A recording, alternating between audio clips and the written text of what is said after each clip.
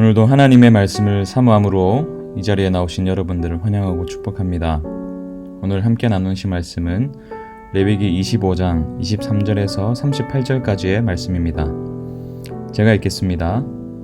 토지를 영구히 팔지 말 것은 토지는 다 내 것임이니라. 너희는 거류민이요 동거하는 자로서 나와 함께 있느니라. 너희 기업이 온 땅에서 그 토지 무르기를 허락할지니 만일 내 형제가 가난하여 그의 기업 중에서 얼마를 팔았으면 그에게 가까운 기업 물을 자가 와서 그의 형제가 판 것을 물을 것이요 만일 그것을 물을 사람이 없고 자기가 부유하게 되어 물을 힘이 있으면 그 판 해를 계수하여 그 남은 값을 산 자에게 주고 자기의 소유지로 돌릴 것이니라. 그러나 자기가 물을 힘이 없으면 그 판 것이 희년에 이르기까지 산 자의 손에 있다가 희년에 이르러 돌아올지니 그것이 곧 그의 기업으로 돌아갈 것이니라. 성벽이 있는 성 내에 가옥을 팔았으면 판지 만 1년 안에는 물을 수 있나니 곧 그 기한 안에 물으려니와 1년 안에 물으지 못하면 그 성 안의 가옥은 산자의 소유로 확정되어 대대로 영구히 그에게 속하고 희년에라도 돌려보내지 아니할 것이니라. 그러나 성벽이 둘리지 아니한 촌락의 가옥은 나라의 전토와 같이 물러주기도 할 것이요 희년에 돌려보내기도 할 것이니라. 레위 족속의 성읍 곧 그들의 소유의 성읍의 가옥은 레위 사람이 언제든지 물을 수 있으나 만일 레위 사람이 물으지 아니하면 그의 소유 성읍의 판 가옥은 희년에 돌려보낼지니 이는 레위 사람의 성읍의 가옥은 이스라엘 자손 중에서 받은 그들의 기업이 됨이니라. 그러나 그들의 성읍 주위에 있는 들판은 그들의 영원한 소유지이니 팔지 못할지니라. 내 형제가 가난하게 되어 빈손으로 내 곁에 있거든 너는 그를 도와 거류민이나 동거인처럼 너와 함께 생활하게 하되 너는 그에게 이자를 받지 말고 내 하나님을 경외하여 내 형제로 너와 함께 생활하게 할 것인즉 너는 그에게 이자를 위하여 돈을 구워주지 말고 이익을 위하여 내 양식을 구워주지 말라. 나는 너희의 하나님이 되며 또 가나안 땅을 너희에게 주려고 애굽 땅에서 너희를 인도하여 낸 너희의 하나님 여호와니라. 아멘. 부동산 문제는 어제 오늘의 문제가 아닌 것 같습니다. 정권이 바뀔 때마다 이슈가 되는 것, 가장 큰 이슈가 되는 것이 부동산 문제인 것 같죠. 얼마 전에 제가 뉴스를 봤습니다. 전세 사기에 대한 뉴스였는데 하도 이런 케이스가 많다 보니까 경찰청이 전세 사기 전담 수사 본부까지 설치했더라고요. 자기 돈을 들이지 않고 빌라 수백 채를 사들여서 세입자들의 돈을 빼돌리는 사람들이 있다는 것입니다. 한 세입자는 전세 계약한 그날 집주인이 바뀌었고 또 압류가 걸리는 바람에 전세금 날리게 되는 그러한 피해를 입었다고 뉴스에 보도가 되더라고요. 이런 피해를 입은 사람들은 대부분 이제 사회 초년생들, 청년들이 많았습니다. 이 청년들의 인생을 쭉 보면 빚더미에서 시작하는 것이죠. 이러한 아픔을 경험한 시대, 이런 불의한 시대를 우리가 살고 있습니다. 돌아보면 참 집이 많은데 또 공사되는 또 아파트가 참 많이 보이는데 살 집을 찾기가 힘든 시대입니다. 기준금리도 오르고 또 경제적으로 여유가 없는 사람들은 그러다 보니까 살 길이 더 막막해지는 시대죠. 이런 시대 속에서 우리 그리스도인들은 어떻게 살아야 될까요? 오늘 본문을 보면 이스라엘에게 땅의 진짜 주인이 누구냐 물으십니다. 다시 말해서 그들에게 주신 소유의 진짜 주인이 누구신지 묻고 있는 것입니다. 땅을 영구적으로 팔지 못한다고 말씀하세요. 왜요? 다 하나님의 것이기 때문에. 23절을 보십시오. 토지를 영구히 팔지 말 것은 토지는 다 내 것임이니라. 너희는 거류민이요 동거하는 자로서 나와 함께 있느니라. 이스라엘 백성들은 나그네이고 또 임시 거주자일 뿐이라고 지금 말씀하세요. 구약의 다른 본문을 봐도 이를 분명히 알 수 있죠. 창세기 15장 7절을 보시면 또 그에게 이르시되 나는 이 땅을 내게 주어 소유를 삼게 하려고 너를 갈대아인의 우르에서 이끌어낸 여호와니라. 아브라함에게 말씀하신 내용이죠. 땅의 진짜 소유주는 누구라고 말씀하시는 것입니까? 이 땅을 아브라함에게 주시는 분, 하나님이라고 말씀하시는 것이죠. 이것을 우리에게 적용해 보면 우리가 가지고 있는 재산과 또 소유의 진짜 주인이 누구입니까? 물론 이제 등기부 등본이나 이런 데에는 우리의 이름으로 되어 있겠지만 이 소유의 진짜 주인은 하나님이심을 분명히 오늘 본문을 통해서 말씀하고 계신 것입니다. 우리가 아니라 하나님이십니다. 우리가 집을 사고 임대를 하고 주거를 해결할 수 있는 이유가 있다면 하나님께서, 원래 소유자이신 하나님께서 우리에게 주셨기 때문이라는 것이죠. 하나님께서 은혜를 베푸셨기 때문에. 그러나 인간의 탐욕은 끝이 없다는 것을 아셨어요. 그것을 아신 하나님은 이스라엘이 서로를 지켜주기 위한 최소한의 장치를 마련해 주셨습니다. 그 내용이 이제 오늘 본문에 쭉 기록되어 있죠. 24절부터 28절은 가난한 자가 자기가 유산으로 받은 땅의 일부를 팔았다면 다른 가족이나 친척이 그 가난한 자를 위해서 그 땅을 대신 사서 돌려줄 수 있다고 말씀하세요. 만약에 이러한 그 땅을 물을 친척이나 가족이 없으면 판 것을 되돌려 살 힘이, 그러한 경제적인 여유가 좀 생길 때까지 기다려야 됩니다. 어쩔 수 없이 팔아버린 가난한 자도 다시 되찾기 위해서 최선을 다해야 된다는 것이죠.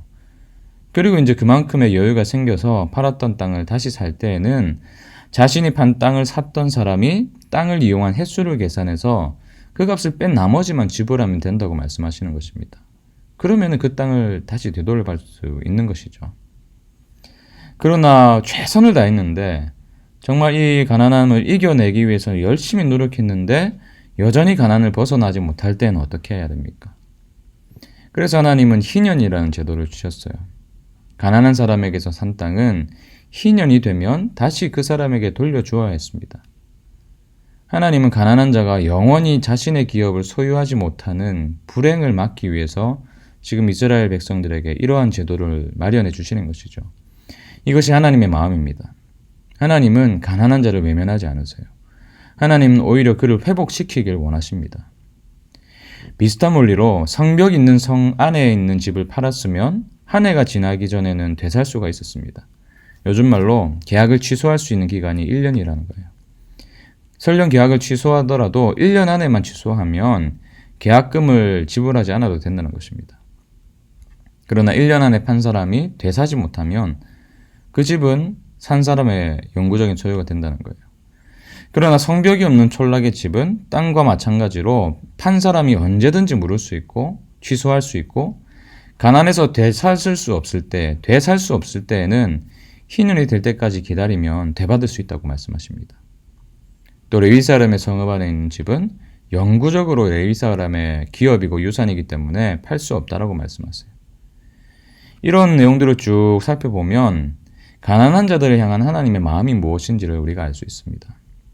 여러분, 하나님은 영이시죠. 그러나 육체를 가진 우리의 인생을 모호하게 대하지 않으세요. 육체가 지닌 한계를 아시고 육체적인 고통이 주는 아픔을 아시는 분이 하나님이십니다. 그렇기 때문에 이 땅을 살아가면서 꼭 필요한 땅과 집이 가진 의미를 가볍게 여기지 않으십니다. 그래서 이런 제도를 허락하신 것이죠. 35절에서 37절을 보십시오.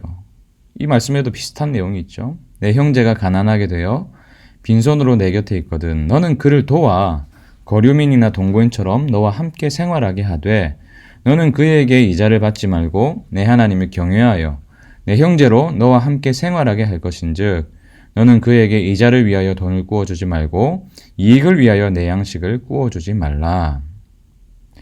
형편이 어려워져서 아무것도 이제 빈털터리가 된 그런 형제가 있다면 그에게 빌려준 돈의 이자를 받지 말라는 것입니다. 줄 것이 없는 자의 마음을 헤아리라는 거예요. 오히려 그와 함께 생활하라고 말씀하십니다. 그와 함께 생활하면서 그를 회복시켜라고 말씀하시는 거예요. 그 아픔을 공감하고 외면하지 말라는 것이죠.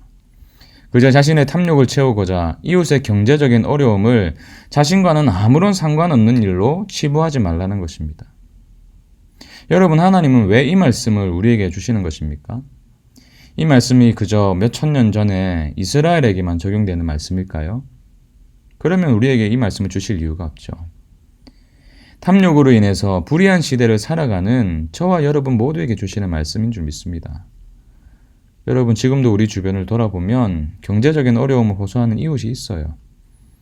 특별히 이번 수해를 지나면서 사실 가장 가슴이 아팠던 이야기가 있었지 않습니까? 신림동에 살던 일가족이 폭우로 인해서 이 세상을 떠나게 되었죠. 발달장애를 가진 언니와 또 함께 편찮으신 그 어머니를 돌보던 딸을 가진 한 아이의 엄마. 제가 이제 뉴스를 보면서 빈소의 사진을 보니까 십자가가 보이더라고요. 이분들은 성도였습니다. 자신의 배를 채우기 위해서 혈안이 된 시대 속에서 그리스도인은 어떻게 살아야 되는 것입니까? 오늘 본문은 이렇게 말씀하십니다. 이웃의 아픔을 외면하지 말라. 그들의 필요를 살피고 하나님이 것을 우리에게 맡기셨는데 그 맡기신 것으로 베풀며 살라고 요청하고 계신 것입니다. 요한일서 4장 11절을 제가 한번 읽어드리겠습니다. 사랑하는 자들아, 하나님이 이같이 우리를 사랑하셨은즉 우리도 서로 사랑하는 것이 마땅하도다. 아멘.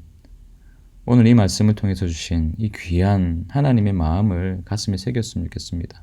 이웃의 아픔을 외면하지 말라. 주변을 살피시고 어려움이 없는지 살펴보시고 그러한 분들이 계시다면 하나님의 것을 맡기신 것을 베푸시며 그들의 필요를 채우시고 그들을 위로해 주시고 함께 일으켜 주시는 오늘 이 한날이 되시길 주님의 이름으로 축복합니다. 함께 기도하겠습니다. 하나님, 참 가난한 자의 마음과 심정을 헤아려 주시고 그들이 참 한계가 많은 육체를 안고 살아가기 때문에 가난이 주는 그 고통과 아픔을 가질 수밖에 없는 그러한 마음들을 안고 살아갈 수밖에 없는 자들이 있음을 주님께서 기억하시고 이 말씀을 주신 줄로 믿습니다. 오늘날도 참 이렇게 자신의 탐욕을 위해서 살아가는 시대, 그래서 그 탐욕을 채우기 위해서 불의를 저지르기에 부끄러움이 없는 시대를 우리가 살아간다면 하나님 이 말씀이 우리의 삶의 기준이 되게 해 주시옵소서. 그런 시대적인 조류에 휩쓸려가는 자들이 아니라 오히려 주님 그 조류를 거슬러 올라가는 자들이 되게 하시고 그래서 주님께서 맡겨주신 우리의 재물과 소유를 통해서 가난한 이웃을 외면하지 않고 오히려 그들의 아픔을 위로하고 그들과 함께 회복의 길을 걸어갈 수 있는 우리 모든 성도들 되게 하시고 그 길을 걸어가는 기쁨이 되는 교회가 되게 하여 주시옵소서. 그렇게 행하실 주님께 감사드리며 예수님 이름으로 기도합니다. 아멘. 우리에게 주신 오늘 이 말씀 붙들면서 오늘 두 가지 기도 제목 붙들고 같이 기도로 나아가겠습니다. 끝을 모르는 탐욕으로 인해서 불의가 가득한 시대를 살아가면서 우리의 소유가 하나님의 것임을 깨달아 이웃에게 베푸는 인생을 살게 하여 주시옵소서. 정말 그러한 삶을 살기를 소망하면서 기도하시고요. 두 번째로는 특별히 이번 수해로 고통받고 있는 이웃들을 주님 위로하여 주시고 기쁨이 되는 교회가 이웃의 아픔을 외면하지 않는 교회가 되게 하여 주시옵소서. 이웃에게도 기쁨이 되는 교회가 되게 하여 주시옵소서.